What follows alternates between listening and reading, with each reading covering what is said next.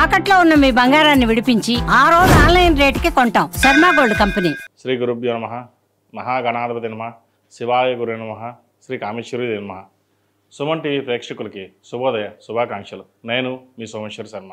మేషం నుండి మీనం వరకు ఉన్నటువంటి రాశి ఫలితాలు నా పరిజ్ఞాన సంఖ్య మేరకు ఈ వారం రాశి ఫలితాలను తెలియజేస్తాను. ఈ రాశి ఫలితాలు ఈ నెల 13వ తేదీ నుండి 19వ తేదీ వరకు వర్తిస్తాయి.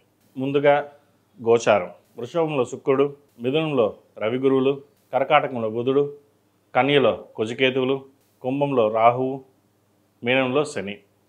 అలాగే చంద్రుడు మకరం, కుంభం, మీన రాశుల్లో సంచారం.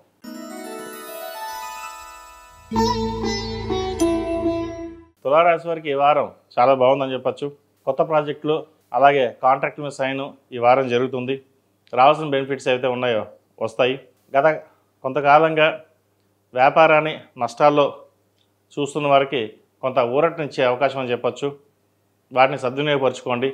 అదేవిధంగా సాధ్యమైనంతకు ధనాన్ని సేవింగ్స్ రూపేణా చేసుకోవడం చెప్పదగిన సూచన. భాగ్యంలో గురువు అస్తంగతం అయ్యి ఉన్నారు. అయితే అది కొంతకాలం వరకే. వచ్చే వారం నుంచి వీరికి చాలా బాగుందని చెప్పచ్చు. ఎటువంటి ఇబ్బంది లేదు.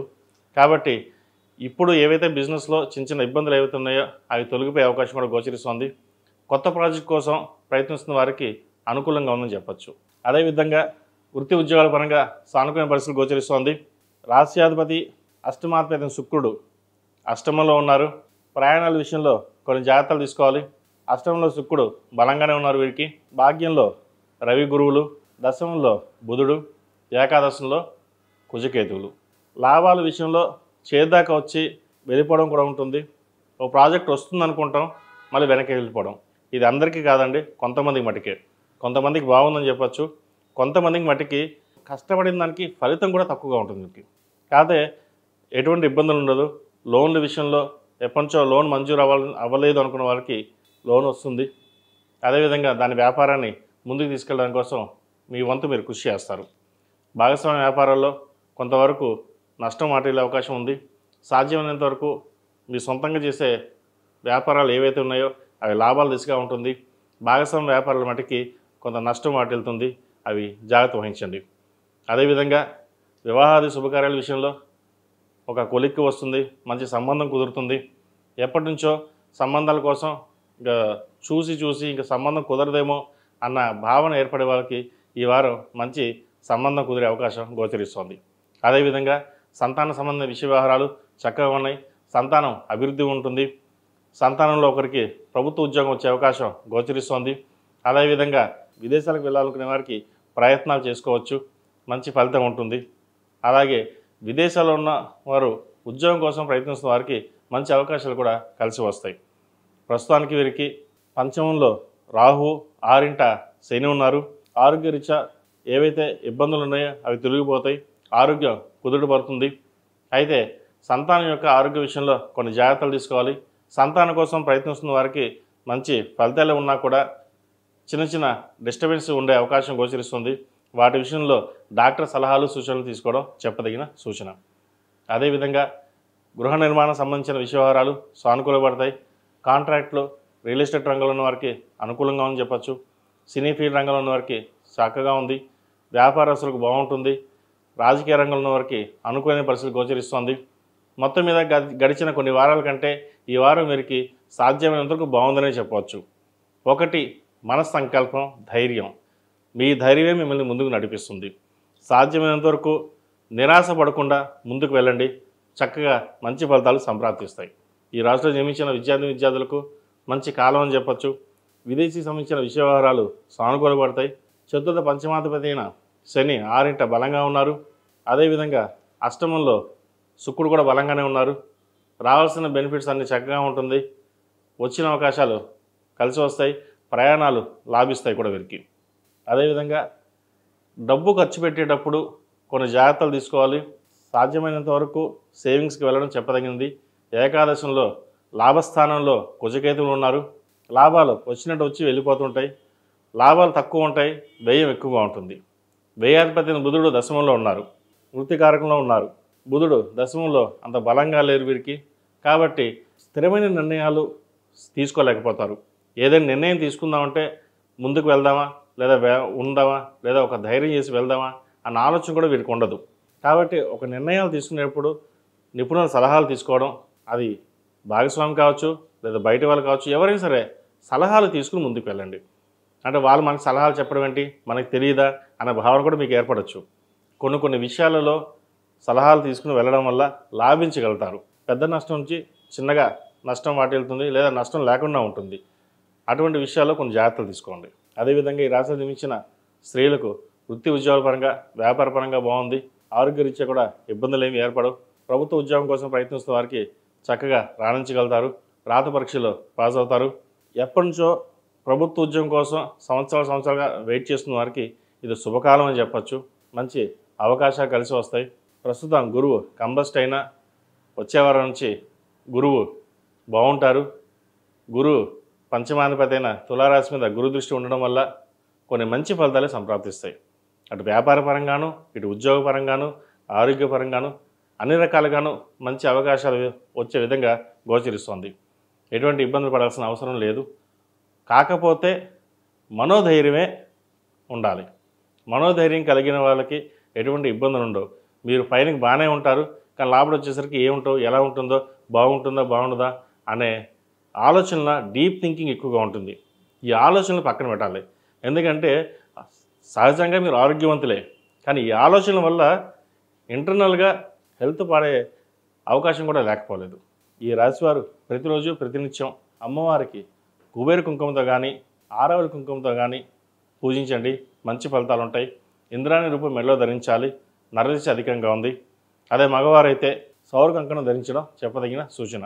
ఈ రాశిలో జన్మించిన వారికి కలిసి వచ్చే సంఖ్య 6, కలిసి వచ్చే రంగు లైట్ పింక్. ఏదైనా పని మీద బయటికి వెళ్ళేటప్పుడు సోమవారం కానీ శుక్రవారం కానీ వెళ్ళండి. మంచి ఫలితాలు సంప్రాప్తిస్తాయి. తదుపరి వృశ్చిక రాశి.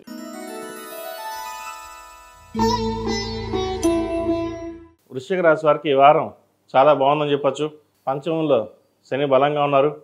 సంతానపరంగా మంచి అభివృద్ధి ఉంటుంది. స్థిరాస్తులు కొనుగోలు చేయగలుగుతారు. వృత్తి వ్యాపార పరంగా మంచి లాభాలు ఉంటాయని చెప్పచ్చు. ఇటు సప్తమాధిపతి అయిన శుక్రుడు సప్తమంలో, వ్యయాధిపతి అయిన శుక్రుడు సప్తమాధిపతి అయిన శుక్రుడు సప్తమంలో ఉన్నారు. వివాహం కాని వారికి కొంచెం ఆలస్యంగానే వివాహం అవుతుంది. సంబంధాల విషయంలో ఆచితూచి వ్యవహరించాలి.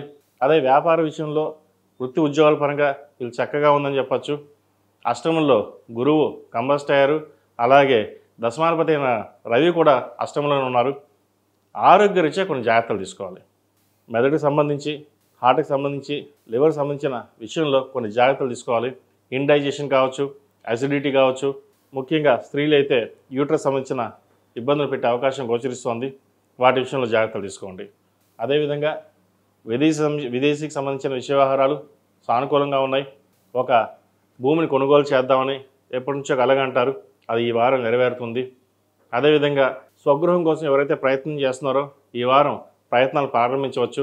మంచి ఫలితాలు సంప్రాప్తిస్తాయి. ధనం కంటే ఖర్చు తక్కువగానే ఉంటుంది. అయితే స్వయంకృతాపరాధం అనేది ఒకటి ఉంటుంది. మీకు సేవింగ్స్ రూపేణ బాగానే ఉన్నా కూడా ఏదో ఖర్చు పెట్టాలి, ఎక్కడైనా ఖర్చు చేయాలి, ఏదో చేయాలనే తాపత్రయంతో ఏదో విధంగా ఆ ఖర్చు అనేది మీకు ఏర్పడుతుంది. అది అవసరానికి మించి ఖర్చు పెట్టకుండా ఉండడం అనేది చెప్పదగిన సూచన. జీవిత భాగస్వామి సలహాలు సూచనలు పాటించి ముందుకెళ్ళినట్లయితే మరిన్ని మంచి ఫలితాలు సంప్రాప్తిస్తాయి. అదేవిధంగా ఈ రాశిలో జన్మించిన విద్యార్థులకు కాలం అనుకూలంగా ఉంది. ముఖ్యంగా ప్రభుత్వ సంబంధించిన విషయ వ్యవహారాలు వీరికి సానుకూలంగా ఉంది. రాశ్యాధిపతి షష్టమాధిపతి అయిన కుజుడు దశమంలో ఉన్నారు. అది కేతుతో కలిసి ఉన్నారు. అయితే కుజకేతుల కలయిక అనేది అంత మంచిది కాదు. మళ్ళీ కుజుడు అష్టమాన్ని చూసుకుంటున్నాడు. అయితే ఎన్ని అడ్డంకులు ఉన్నా సరే వీళ్ళకి భగవత్ సంకల్పం వల్ల ఒక మంచి ఉద్యోగం అయితే లభిస్తుంది. లగ్నబలం బాగుంది. వీరికి జన్మరాశి సర్వాష్టక వర్గంలో 32 పాయింట్లు వచ్చే వీరికి. కాబట్టి చక్కగా ఉందని చెప్పచ్చు. వ్యాపార పరంగా కూడా 34 పాయింట్లు ఉన్నాయి వీరికి. సప్తమాధిపతి శుక్రుడు సప్తంలోనే ఉన్నారు. మంచి ఫలితాలు వచ్చే విధంగా కూడా గోచరిస్తుంది. అదేవిధంగా ఈ వారం కొన్ని శుభ కార్యక్రమాలు చేస్తారు. అది ఏ రకంగా చెప్పచ్చు. వివాహానికి సంబంధించి కావచ్చు, ఇంటికి సంబంధించి కావచ్చు, మరీ ఇతరత్ర అయినా సరే ఈ శుభకార్యాలు ఈ వారం చేస్తారు. అదేవిధంగా ఈ రాశిలో మించిన స్త్రీలకు వృత్తి వ్యాపార పరంగా సానుకూలంగా ఉంది. వ్యాపార బుద్ధి చక్కగా ఉంటుంది. విదేశాలకు వెళ్ళాలనుకున్న వారు విదేశీ ప్రయత్నాలు చేసుకోవచ్చు. వచ్చిన అవకాశాలని సద్వినియోగపరచుకోవాలి.